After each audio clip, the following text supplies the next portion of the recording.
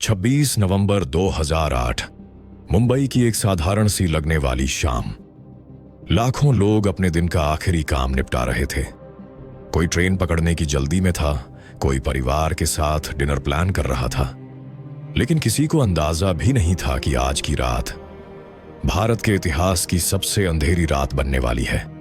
ये कहानी है उसी रात की, दहशत, हिम्मत, कुर्बानी और इंसानियत की वो कहानी जिसने पूरे देश का दिल हिला दिया। इस कहानी की शुरुआत पाकिस्तान के कराची से होती है, जहां 10 युवा समुद्र के रास्ते भारत की ओर बढ़ने वाले थे।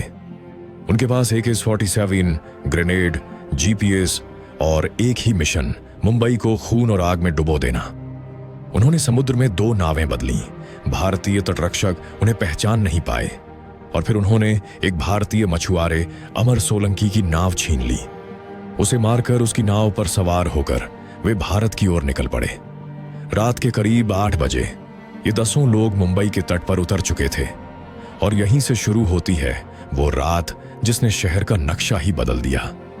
मुंबई में उतरते ही ये हमलावर 2-2 के समूह में बंट गए।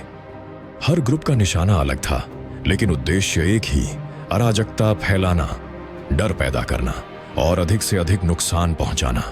एक ग्रुप जाएगा CST स्टेशन, जहां हर मिनट हजारों लोग आते जाते हैं। दूसरा ग्रुप लियोपोल्ड काफे, जो हमेशा विदेशी यात्रियों से भरा रहता है। 4 आतंकी जाएंगे ताज होटल, भारत की शान और अंतर्राष्ट्रीय प्रतीक। बाकी 2 ओबेरॉय होटल और नरीमन हाउस की तरफ बढ़ेंगे। शाम ढल चुकी थी, मुंबई जगमगा रही थी और इसी रोशनी के बीच अंधेरा चुपचाप फैल चुका था। पहली गोली की आवाज लियोपोल्ड कैफे में गूंजी। सिर्फ कुछ सेकंड में हंसी मजाक से भरा कैफे खून, टूटे ग्लास और चीखों से भर गया। लोगों को संभलने तक का मौका नहीं मिला, लेकिन यह तो सिर्फ शुरुआत थी। CST स्टेशन पर 2 आतंकी AK-47 लेकर अंदर घुसे। जैसे ही उन्होंने गोली 1 चलाना शुरू किया, पूरा स्टेशन दहशत में डूब गया। लोग प्लेटफॉर्म से भागते, गिरते, एक दूसरे को बचाने की कोशिश करते, लेकिन कोई दिशा नहीं थी, कोई रास्ता नहीं था। कुछ ही मिनटों में दर्जनों जानें चली गईं। उसी दौरान 4 आतंकी ताज होटल की तरफ बढ़ रहे थे। होटल की भव्यता कुछ ही पलों में एक युद्ध भूमि में बदलने वाली थी। जैसे ही वे अंदर घुसे, लॉबी, रेस्टोरेंट और कॉरिडोर, हर तरफ गोलियों और धमाकों की आवाज गूंजने लगी। हजारों मेहमान अंदर फंस चुके थे, लेकिन इस अंधेरे में सबसे चमकीली रोशनी थी ताज के कर्मचारी। उन्होंने अपनी जान पर खेलकर मेहमानों को सुरक्षित कमरों में छुपाया, उन्हें पीछे के रास्तों से निकाला, यहां तक कि कई बार वे गोलियों के सामने ढाल बनकर खड़े हुए। शेफ हेमंत ओबेरॉय और उनकी टीम ने 150 से ज्यादा लोगों की जान बचाई।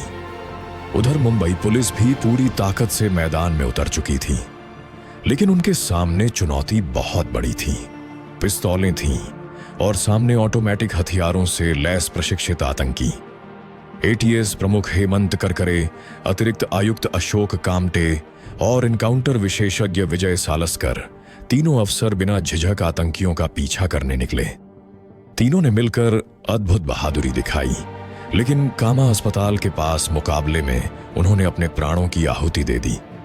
इसी बीच CST के हमलावर भागने की कोशिश कर रहे थे। उनकी गाड़ी रोकने की कोशिश में मुंबई पुलिस ने उनके साथ मुठभेड़ की। फायरिंग में एक आतंकी वहीं ढेर हो गया। दूसरा, अजमल कसाब, जिंदा पकड़ा गया। भारत के इतिहास में पहली बार इतना बड़ा आतंकी जिंदा हिरासत में था। लेकिन लड़ाई अभी खत्म नहीं हुई थी। ताज, ओबेरॉय और नरीमन हाउस, तीनों जगह आतंकवादी मौजूद थे। मुंबई की रात एक अंतहीन दुस्वप्न बन चुकी थी। दिल्ली से NSG कमांडोज को तत्काल बुलाया गया। वे रात में ही 1400 किलोमीटर उड़कर मुंबई पहुंचे। ऑपरेशन का नाम था ब्लैक टॉर्नेडो। कमांडोज ने नरीमन हाउस में हेलीकॉप्टर से उतरकर घुसपैठ की। वहीं दूसरी टीम ताज और ओबेरॉय में कमरा दर कमरा तलाशी ले रही थी।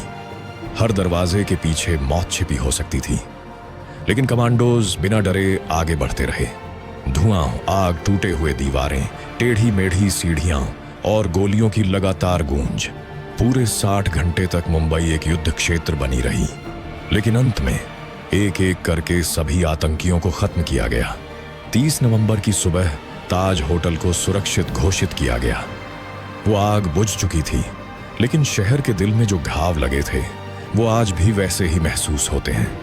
इस हमले में 166 लोग शहीद हुए, 300 से ज्यादा घायल हुए, 9 आतंकवादी मारे गए और कसाब को बाद में अदालत के आदेश अनुसार फांसी दी गई।